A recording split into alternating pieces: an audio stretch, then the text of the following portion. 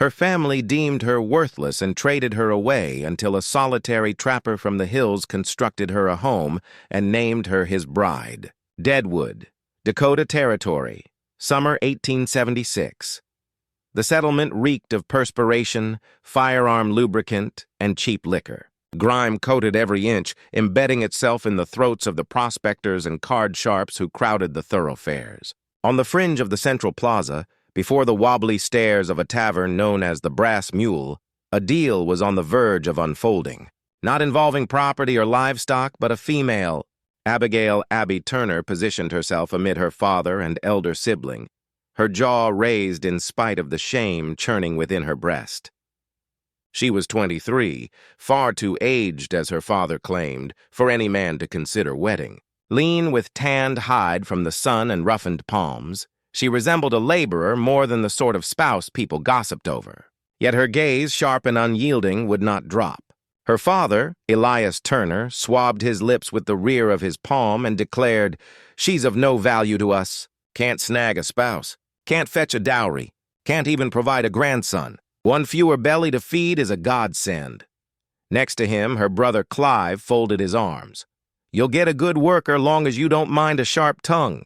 She's too proud for her own good." The man across from them, a red-faced saloon keeper named Horace Greevy, laughed and slapped his belly. "Don't mind at all.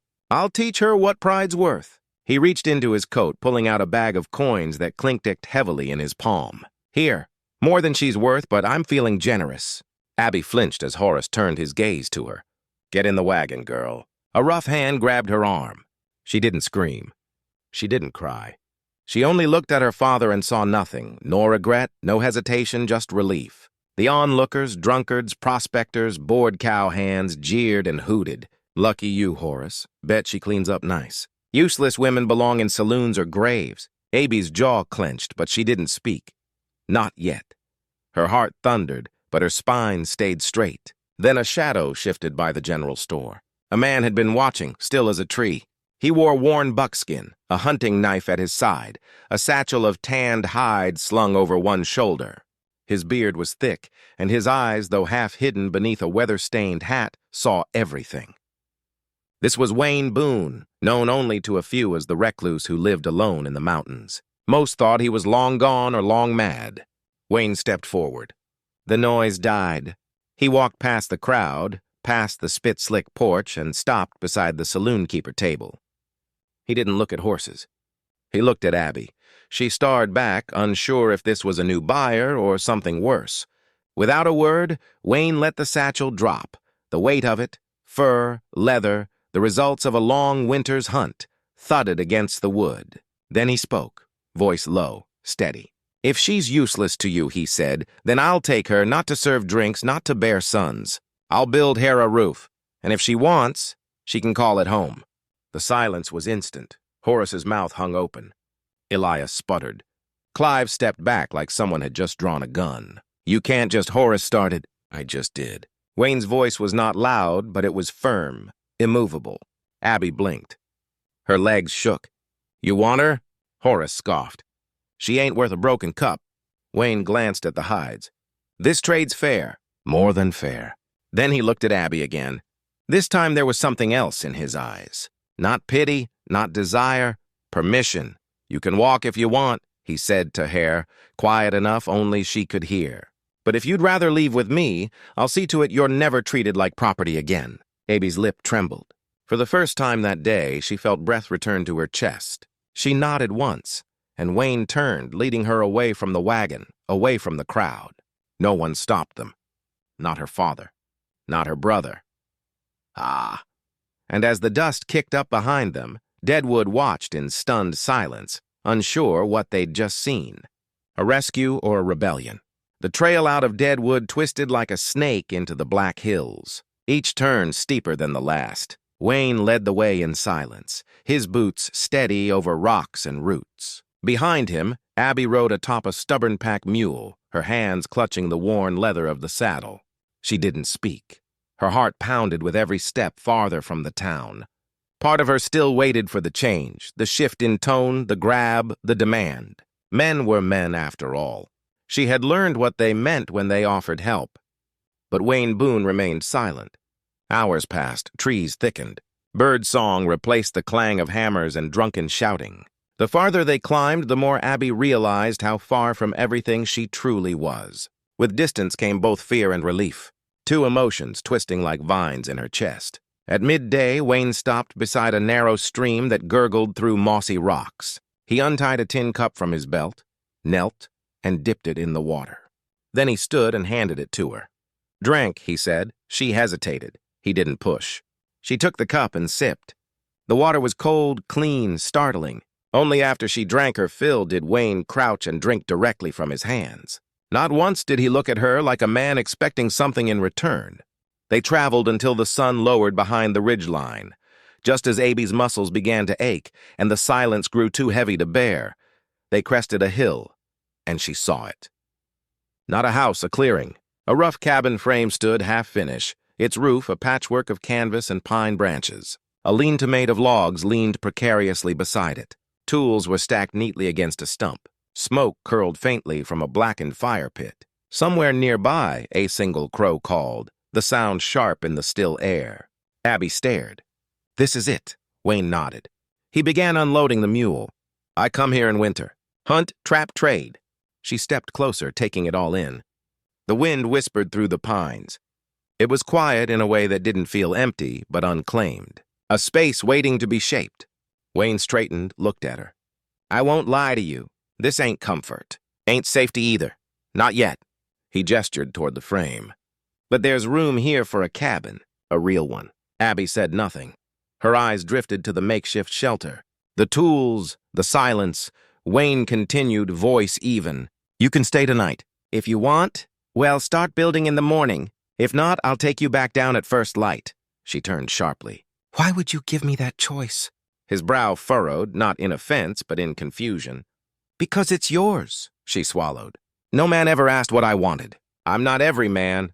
The fire crackled between them as evening settled. Abby sat wrapped in one of Wayne's old coats, too large for her frame. He cooked over the flames, beans and jerky, served her first, then sat a few paces away. He moved with quiet purpose, his back straight, his eyes never lingering too long. He did not stare, did not speak unless she did. When the stars emerged, Wayne took his bedroll and walked it out to the lean-to. "You can sleep inside," he said, "lids patch for rain." "I'll be out here." "You're not?" She caught herself. The words sounded foolish even before she said them. He didn't respond, only gave a short nod, and for the first time in years, Abigail Turner fell asleep, without flinching at every sound. The days grew longer as summer stretched its limbs across the mountain. Abby rose each morning to the scent of pine and the rustle of bird song. Her hands, once soft and idle, began to ache from nuus, splitting wood, hauling stones, mixing mud. Beside her, Wayne moved with the quiet precision of someone who had learned long ago that silence carried more weight than words. They worked side by side. Wayne felled trees with practiced ease, shaping logs with the edge of his axe. Abby, under his calm instruction, learned to brace beams, pack clay between chinks, and handle a mallet without flinching. In the evenings they sat near the fire, the unfinished walls of the cabin casting long shadows behind them. One such evening, as the wind whispered through the trees and the stars blinked to life, Abby broke the silence. "Were you always up here?" she asked, staring into the flames. Wayne shook his head. "I was a carpenter. Built barns, porches, coffins, had a little house near the river." She glanced sideways. "What happened?" "Took a wife. Her name was Laya. Sweet voice. Loved birds, lost her and the boy to cholera. After that, I stopped needing to hear myself talk." Abby said nothing, just let the fire fill the space between them. Then almost unwillingly, her own voice came soft and tight. "My father said I was born wrong, not loud enough, not pretty enough, not fertile enough. He said I'd never bring home a doughy worth remembering." Wayne stirred the fire with a stick but didn't interrupt. "I wanted to learn to read. Mama used to sneak me pages from old Bibles, but after she died, he burned my scraps. Said no man wants a wife who can outread him." Wayne looked up. "Can you still read?" "Some words," she admitted. "Not enough." "Then we'll fix that too," he said simply. They lapsed into silence again. But this time, it was not the silence of strangers. It was something shared, a mutual pact of understanding that didn't need to be said aloud. By the third week, the cabin's frame stood strong, aerial roof stretched across beams. Abby planted wild flowers near the front, her fingers digging into the earth with unfamiliar joy. Then one night the rain came, not a drizzle, but a storm that howled down the mountain like a beast. The wind tore at the canvas above the lean-to, sending water cascading through the cracks. Abby scrambled to save their dry kindling. She looked around in panic. Wayne was outside, dragging a log over the roofline. His shirt clung to his skin, his boots sunk in mud, but he kept moving. Lightning flashed. "Hoonie!" she shouted. "It's flooding through." He turned, eyes squinting through the downpour. Without hesitation, he shrugged off his thick, oil-skinned coat and stomped through the storm to her. Without a word, he wrapped the coat around her shoulders and pulled the hood over her head. Then he turned and climbed onto the frame, hammer in hand, patching the leaks plank by plank. Abby stood in the doorway, drenched, clutching the coat tight. He didn't come down until dawn. When he did, his hands were blistered, his face streaked with mud, his clothes soaked through. And yet the first thing he said was, "Did you stay warm enough?" Abby nodded, but her lips trembled. Her eyes filled before she could stop them. "I've never," her voice cracked. "No one's ever done that for me." Wayne looked at her gently. "You shouldn't have had to wait this long." She turned away, but the tears came anyway. Not the tears of fear or shame or anger. These were different. Soft, slow, unfamiliar. The kind that only come when someone finally chooses to protect you. Not because they must, but because they want to. The first sign of trouble came with the distant crunch of hooves on gravel. Abby had been collecting herbs along the treine when she froze, the sound sending a shiver down her spine. By the time she reached the cabin, Wayne was already standing on the porch, sharpening his axe with calm, deliberate strokes.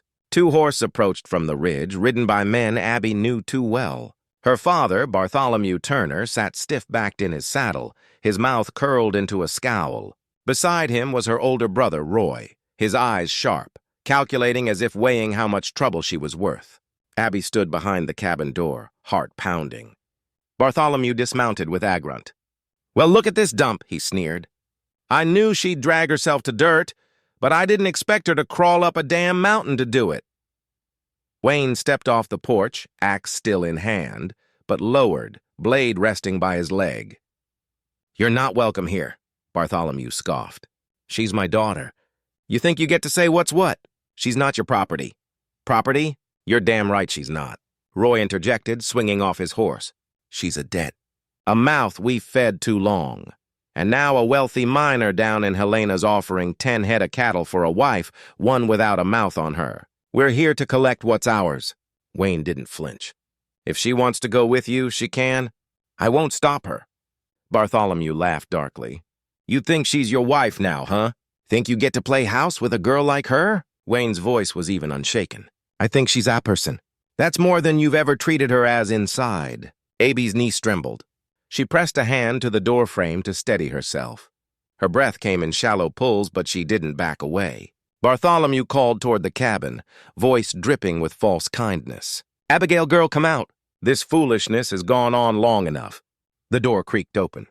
Abby stepped out. Her hair was loose around her shoulders, her hands still dirt-stained from foraging, but she stood tall, back straight, chin lifted. She looked at her father, then at her brother. "I'm not going with you," she said clearly. Bartholomew blinked. "Excuse me?" I said no. Her voice didn't shake this time. "I'm not for sale. Not anymore." Roy stepped forward, but Wayne moved between them, the axe in his hand now held with purpose, not raised, but ready. "You heard her?"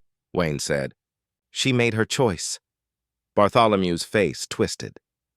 "You ungrateful."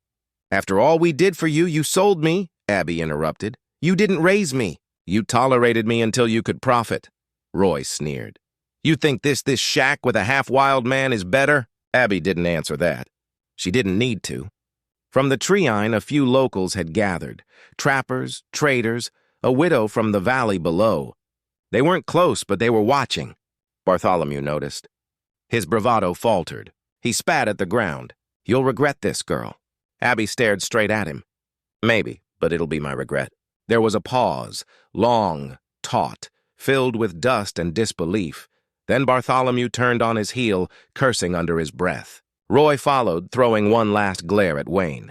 The two men mounted up and rode off, their figures shrinking into the forest trail. Abby exhaled slowly. Her legs threatened to give, but she stayed upright. Wayne didn't speak. He simply turned, stepped up to the porch, and set the axe down at its usual place. Abby stood in the clearing a little longer, her chest rising and falling. She had chosen, and for the first time in her life, no one could take that away. The days that followed settled into a rhythm shaped by effort and silence. As the summer sun beat down over the ridge, the cabin rose slowly, log by log. Wayne's hands, weathered and steady, guided every beam into place, and Abby followed his lead, learning to mix mud for chinking, to brace rafters, to nail boards even when her arms ached. There was little conversation, but never discomfort. They worked in a quiet understanding, each moment spent not in obligation, but shared purpose. Abby began to understand the language of Wayne's hands, how he pointed, paused, tilted his head in silent instruction. He never raised his voice, never sighed in impatience, and when she failed, when nails bent or boards splintered, he simply showed her again. The frame of the house took form, then the roof, and soon smoke curled gently from the stone chimney Wayne had built with painstaking care. Inside, the walls smelled of fresh-cut pine. The hearth glowed warmly at night, casting dancing shadows as they shared their quiet meals. Sometimes they would sit on the steps as the last light slipped behind the trees, neither speaking but neither needing to. One morning, Abby planted wildflowers near the front steps, sunbursts of yellow and blue from seeds she had saved from the woods. Sheck knelt in the dirt, her hair tied back with a strip of cloth, her fingernails packed with soil. The sun hit her cheeks, warming the places where the wind had chapped her skin, and when she stood up to admire the view, she smiled. Not just out of satisfaction, but from a feeling she didn't yet have words for. It was more than accomplishment. It was the sensation of growing something that might stay. Wayne noticed later that day he brought out a thin plank of wood, freshly sanded smooth, and set it on the table. "Time you put your name on your home," he said simply. Abby blinked. I don't know how. I'll show you." He drew the letters slowly. Ab-Y. She copied him clumsily at first. Her hands trembled, the charcoal stick smudging. But when the letters finally appeared, uneven but clear, Abby stared at them for a long time. Then she hugged the little board to her chest. It was the first thing she'd ever owned with her name on it. That evening, she cooked rabbit stew over the fire. She was still getting used to the heat of the iron pot and the angle of the hearth. And when she reached too quickly, the edge of the ladle snapped up, splashing broth across her wrist. She yelped, stumbling back. Wayne crossed the room in 2 strides. "Let me see." "It's fine," she mumbled, cradling her hand. He didn't press, just gently took her wrist, turned it palm up. The burn was red, beginning to swell. He lifted it to his mouth and blew across the skin. Soft, cool breath easing the sting. Then he reached into the cabinet and took a clean strip of cloth, wrapping it around her arm with practiced care. The fabric smelled faintly of pine smoke and cedar. The whole time he didn't say anything. Neither did she. But when he tied the final knot and looked up, their eyes met. His fingers lingered a moment longer than needed. She didn't pull away. The fire crackled.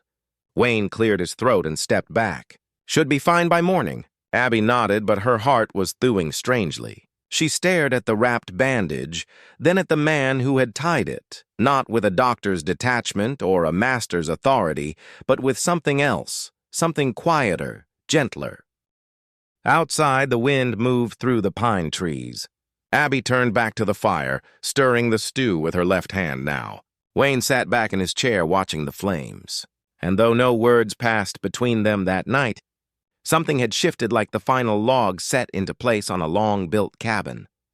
The first snow came early that year, brushing the ridges in white and painting the pine needles silver. The morning Wayne left to hunt, the air was sharp, and his breath rose in puffs as he slung his rifle over his shoulder. Abby stayed behind, chopping kindling and boiling beans.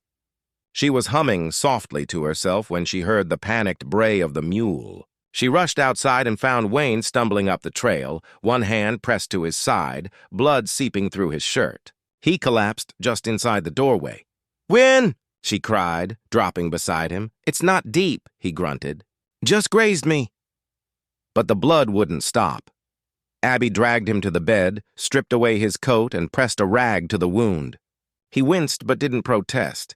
His face was pale, jaw clenched, tight. A deep gash ran along his ribs where the antler had struck. For days, Wayne could barely move without pain.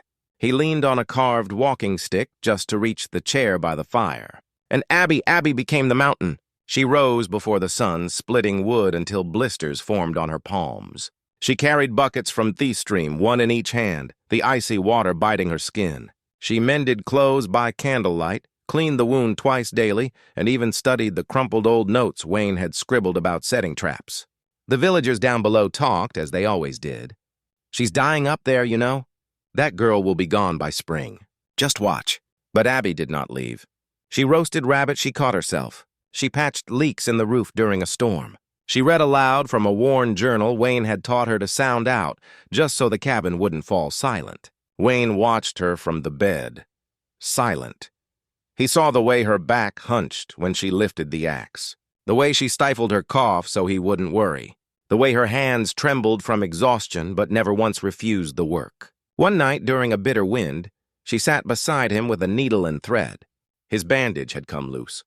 Her fingers were clumsy but careful. Her lips pressed tight as she worked. Wayne studied her face. The determination, the fear she hid, the softness that never dulled despite all this. When she tied the last knot, her hand rested on his just a moment longer than needed. His voice came low, rough with gratitude. You're stronger than this whole mountain, Abby. She blinked. Why? I've seen storms break trees clean in half, but not you. For a second, she did not move. Then tears welled in her eyes. Not from fear, not from pain, but because for the first time in her life, someone didn't call her weak or useless. He called her strong. She bowed her head, shoulders shaking with quiet sobs. But Wayne only reached out, his hand closing gently over hers. No words followed. None were needed. Outside, the wind howled past the windows. But inside the cabin, the fire crackled on, steady and warm, because Abby had kept it alive, and so had something inside her. The snow began to melt as spring crept into the mountains. Tiny green shoots pushed through thawing soil, and the creek behind the cabin sang louder each morning. Wayne, though still stiff and limping, had regained some strength, enough to whittle by the fire or limp outside with a cane. One afternoon, the sound of hooves startled the birds from the trees. Abby stepped outside with a basket of pine cones and saw 3 riders making their way up the slope. They were rough men, faces wind-burned, clothed marked with dust and gold. Name's Lyle, the tallest one said, tipping his hat. We run a claim just south of here. Heard tell there was a woman up here who knew how to read and keep numbers straight. Abby narrowed her eyes, cautious. Lyle chuckled. We're not here to cause trouble, just offering something. We've got a growing operation. Need someone to keep ledgers, read freight receipts, handle orders, pays fair, roof over your head, heat company, a real job, not whatever this is. Wayne stood behind the doorframe, silent. He didn't step forward. Abby glanced at him, then back at the men. You offering to hire me? Sure are, Lyle said. You'd be the first woman we hired for brains instead of bed warming. Town's changing. You'd have your own say. She didn't answer. The men left her a handbill and a sack of dried peaches. Think on it, Lyle said. Wagon rolls back through in 3 days. That evening, the cabin felt too quiet. Abby sat by the fire, the paper clutched in her hands. A real job, she whispered. No debts, no dependents. Wayne sat across from her, carving a piece of cedar. He hadn't said a word since the men left. Finally, he got up, walked over, and placed something beside her. A small square of smooth wood on it, a hand-carved map etched with rivers, hills, and a line leading from the cabin to the main road below. If you want to go, he said, voice low. This will get you there. It's the cleanest trail after snowmelt. Abby stared at the map, her throat tight. And if I don't want to go, then keep it anyway. So you always know the way back. She looked up. Wayne, aren't you going to say something? Trito, stop me! He shook his head slowly. You're not mine to keep. That's the whole damn point. The next 2 days passed like a quiet storm. Abby went about her tasks, baking bread, tending the stove, but every time she looked at the map, her fingers trembled. Freedom, a chance to be someone, but also this cabin, these walls, the man who gave her space instead of chains. On the morning the wagon was due to pass, Abby stood at the edge of the trail. She held the carved map in one hand, the offer in the other. She didn't move. The wagon rumbled in the distance. She heard Lyle's voice calling out, "You ready, miss?" She turned. "No," she said, then louder, steady. "No, I'm not going." Lyle blinked. "You sure?" She nodded. "Tuda doesn't live in your town. It lives in a place where I'm not called a burden, where someone sees me as worth staying for." With that, she turned and walked back to the cabin where Wayne stood on the porch, eyes unreadable. She handed him the map. "Turns out," she said with a smile, "I already live in the place you want to find." He didn't smile back. He just nodded and stepped aside, holding the door open. Inside, the fire waited, and so did the life she had chosen. Not because it was her only option, but because it was hers. Spring had come to the mountains like a soft song, buds on the trees, creeks laughing louder, and sunlight that lingered just a little longer each day. Wayne stood outside the cabin, his sleeves rolled to the elbows, hammering the last board into place on a long wooden table beneath the pines. The cabin, once only an idea sketched in his quiet heart, now stood strong and proud, with smoke curling gently from the chimney. Beside him, Abby carried a stack of hand-carved slate boards and pieces of chalk she had made from crushed limestone. She laid them carefully along the table, adjusting them until each had its place. That afternoon, the first child arrived barefoot, freckled, carrying a basket of eggs from her mother. She came shilly, clutching her small hands together until Abby knelt and said, "Welcome, sweetheart. You ready to learn your name?" The little girl nodded. Abby smiled and led her to the table. By the following week, there were 5 more. Mothers came up the trail holding baskets filled with corn, cured meat, or chickens in exchange for reading lessons. The mountain cabin had become more than shelter. It was now a place of words, of warmth, and of worth. One evening, as fireflies danced near the porch, Wayne sat whittling a new stool for the children. Abby came out in her simple cotton dress, her hair braided with a strip of white lace. "Tomorrow's Sunday," she said quietly. Wayne nodded. "Suppose it is." She took a slow breath, and I was thinking, might be time we did something about that. He looked up confused. "About Sunday?" "No," she said with a soft laugh. "About us?" He stared at her, then smiled slowly. The next morning, under the tallest pine behind the cabin, the wedding took place. Abby wore a white dress stitched from flour sacks. The children had picked wild flowers and scattered them at her feet. One of the mothers had baked a berry pie. Another played a tune on a broken fiddle. Wayne wore a clean shirt, and for the first time in years he'd trimmed his beard. When they stood beneath the tree, Abby looked out at Thesmall gathering. Children she had taught. Women who had once pied her and now looked at her with respect, and Wayne, the man who never asked her to change, only offered her a place to become. She took his hands. "I used to think my value came from what I could give others," she said, voice clear and strong. "And when I couldn't give what they wanted, I was cast aside, sold, forgotten. But this man, this quiet, stubborn mountain man, he built me more than a cabin. He built me a life, a place, a name." She paused, tears brimming. "And today I stand here not because someone claimed me, but because I chose him." Wayne cleared his throat, visibly moved. "I've built a lot in my time," he said slowly. But nothing ever felt finished until her. She came up this mountain with nothing and somehow turned it into everything. A man with 2 feet, he thought, could doubt. Today I call her my wife, not because I own her, but because there ain't a word more fitting for the woman who made this place a home. The children clapped. Someone cried, someone laughed. When Wayne slipped the wooden ring, hand-carved from pine onto Abby's finger, the forest seemed to hush in reverence. That night, the cabin glowed from within. Children sat at the table, whispering their alphabet. Chickens clucked softly beneath the porch. Wayne carved a new shelf by the hearth, while Abby wrote lesson plans by candlelight. Outside, the stars burned bright. Inside, Abby smiled. Because after a life spent being told she was nothing, she now stood at the center of something that mattered. Not because she was wanted, but because she was needed, because she belonged. Thank you for watching. Her family sold her as useless until a lonely mountainman built her a cabin and called her wife. If this story stirred your heart or brought a smile to your face, be sure to hit that hype button and subscribe to Legends of the Wild West Stories for more powerful, tender tales from the untamed frontier. We've got many more stories coming about women once discarded who found not just love but respect in the most unexpected places. See you in the next story.